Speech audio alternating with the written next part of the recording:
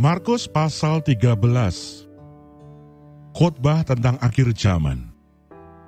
Bait Allah akan diruntuhkan. Ketika Yesus keluar dari bait Allah, seorang muridnya berkata kepadanya, "Guru, lihatlah betapa kokohnya batu-batu itu dan betapa megahnya gedung-gedung itu." Lalu Yesus berkata kepadanya, "Kau lihat gedung-gedung yang hebat ini? Tidak satu batu pun akan dibiarkan terletak di atas batu yang lain. Semuanya akan diruntuhkan." Permulaan penderitaan. Ketika Yesus duduk di atas bukit Zaitun berhadapan dengan bait Allah, Petrus, Yakobus, Yohanes dan Andreas bertanya sendirian kepadanya, "Katakanlah kepada kami, bila manakah itu akan terjadi dan apakah tandanya, kalau semuanya itu akan sampai kepada kesudahannya?" Maka mulailah Yesus berkata kepada mereka, "Waspadalah, supaya jangan ada orang yang menyesatkan kamu. Akan datang banyak orang dengan memakai namaku dan berkata, 'Akulah dia,' dan mereka akan menyesatkan banyak orang. Dan apabila kamu mendengar deru perang atau kabar-kabar tentang perang, janganlah kamu gelisah. Semuanya itu harus terjadi, tetapi itu belum kesudahannya. Sebab bangsa akan bangkit melawan bangsa, dan kerajaan melawan kerajaan. Akan terjadi gempa bumi di berbagai tempat, dan akan ada kelaparan. Semua itu barulah permulaan penderitaan menjelang zaman baru. Tetapi kamu ini, hati-hatilah. Kamu akan diserahkan kepada majelis agama, dan kamu akan dipukul di rumah ibadat, dan kamu akan dihadapkan ke muka penguasa-penguasa dan raja-raja karena aku, sebagai kesaksian bagi mereka. Tetapi Injil harus diberitakan dahulu kepada semua bangsa. Dan jika kamu digiring dan diserahkan, janganlah kamu khawatir akan apa yang harus kamu katakan. Tetapi katakanlah apa yang dikaruniakan kepadamu pada saat itu juga. Sebab bukan kamu yang berkata-kata, melainkan Roh Kudus. Seorang saudara akan menyerahkan saudaranya untuk dibunuh. Demikian juga seorang ayah terhadap anaknya. Dan anak-anak akan memberontak terhadap orang tuanya dan akan membunuh mereka. Kamu akan dibenci semua orang oleh karena namaku. Tetapi orang yang bertahan sampai pada kesudahannya, ia akan selamat. Siksaan yang berat dan Mesias-Mesias palsu. Apabila kamu melihat pembinasa keji berdiri di tempat yang tidak sepatutnya, para pembaca hendaklah memperhatikannya, maka orang-orang yang di Yudea haruslah melarikan diri ke pegunungan.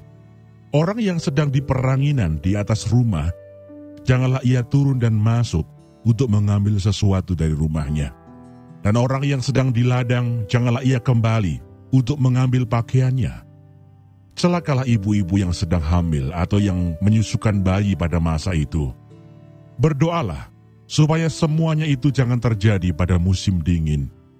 Sebab pada masa itu akan terjadi siksaan seperti yang belum pernah terjadi sejak awal dunia yang diciptakan Allah sampai sekarang dan yang tidak akan terjadi lagi.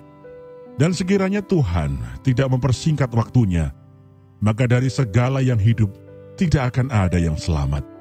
Akan tetapi oleh karena orang-orang pilihan yang telah dipilihnya, Tuhan mempersingkat waktunya. Pada waktu itu jika orang berkata kepada kamu, "Lihat, Mesias ada di sini," atau "Lihat, Mesias ada di sana," jangan kamu percaya. Sebab Mesias-Mesias palsu dan nabi-nabi palsu akan muncul, dan mereka akan mengadakan tanda-tanda dan mukjizat-mukjizat dengan maksud sekiranya mungkin menyesatkan orang-orang pilihan. Hati-hatilah kamu. Aku sudah terlebih dahulu mengatakan semuanya ini kepada kamu. Kedatangan Anak Manusia, perumpamaan tentang pohon ara. Tetapi pada masa itu, sesudah siksaan itu, matahari akan menjadi gelap dan bulan tidak bercahaya, dan bintang-bintang akan berjatuhan dari langit, dan kuasa-kuasa langit akan goncang. Pada waktu itu orang akan melihat Anak Manusia datang dalam awan-awan, dengan segala kekuasaan dan kemuliaannya. Dan pada waktu itu pun, Ia akan menyuruh keluar malaikat-malaikatnya dan akan mengumpulkan orang-orang pilihannya dari keempat penjuru bumi, dari ujung bumi sampai ke ujung langit.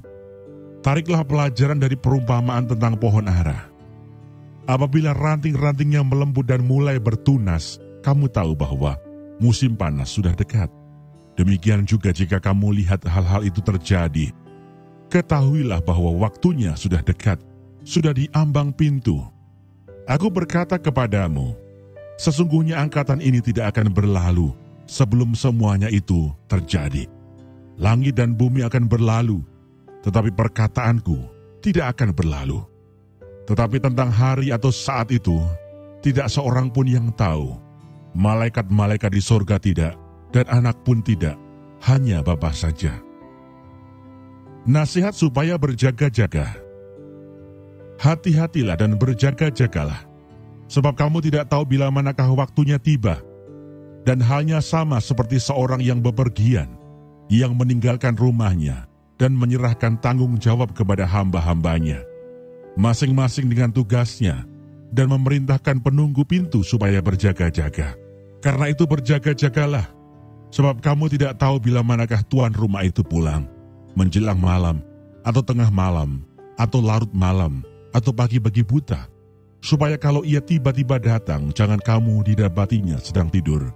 Apa yang kukatakan kepada kamu, kukatakan kepada semua orang, berjaga-jagalah.